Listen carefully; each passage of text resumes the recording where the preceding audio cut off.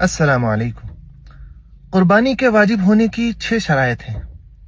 جس انسان میں وہ 6 شرائط پائی جائیں گی اسی پر قربانی واجب ہوگی، اور اگر کسی میں ان 6 شرائط میں سے کوئی ایک شرط بھی نہیں پائی جائے گی تو اس پر قربانی کرنا واجب نہیں ہوگی۔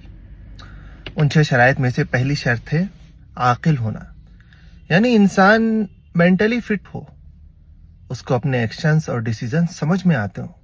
مجنون پر اور پاگل پر قربانی نہیں۔ دوسری شرط ہے بالغ ہونا، نابالغ پر قربانی نہیں۔ تیسری شرط مقیم ہونا، مسافر پر قربانی واجب نہیں، یعنی اگر قربانی کرنا چاہے تو کر سکتا ہے لیکن اس پر قربانی کرنا ضروری نہیں۔ چوتھی شرط ہے آزاد ہونا، غلام پر قربانی نہیں۔ پانچویں شرط ہے مسلمان ہونا، غیر مسلم پر چاہے وہ کسی بھی مذہب کا ہو اس پر قربانی واجب نہیں، کیونکہ وہ احکام شرع کے مکلف ہی نہیں۔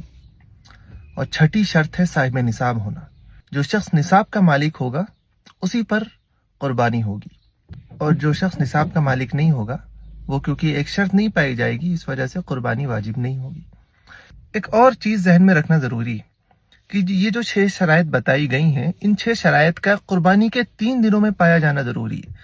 قربانی کے جو 3 دن ذی الحجہ کے ہوتے ہیں، ذی الحجہ کی 10، 11 اور 12 تاریخ، ان تاریخوں میں اگر یہ شرائط پائی جائیں گی تو قربانی کرنا واجب ہوگی، اور ان شرائط میں سے کوئی ایک شرط بھی اگر نہیں پائی جائے گی تو قربانی واجب نہیں ہوگی۔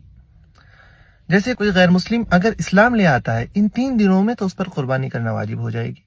اسی طرح کوئی اگر نصاب کا مالک نہیں ہے لیکن ان 3 دنوں میں وہ نصاب کا مالک ہو جاتا ہے تو اس پر قربانی واجب ہو جائے گی۔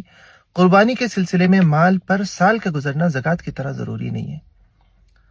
اس طرح کی معلوماتی ویڈیوز کے لیے فالو کرنا نہ بھولیں، اور متعلقین کو بھی یہ ویڈیوز شیئر کریں۔